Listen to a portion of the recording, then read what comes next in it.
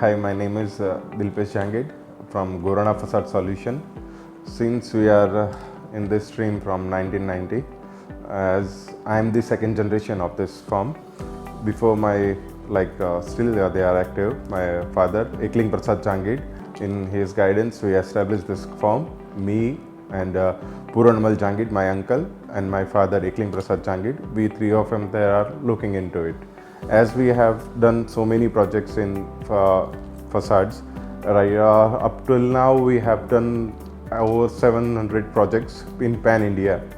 So that's a good amount of it.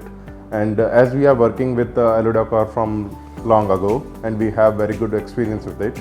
So right now also we are having 16 or 17 projects ongoing. In those of we are using 3 projects we are doing with Aludecor only.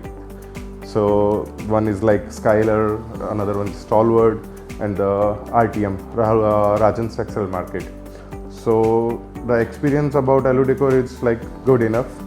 So from Aludecor we are using Sand series, the Timber series, and the Mirror one, and also the Rustic one.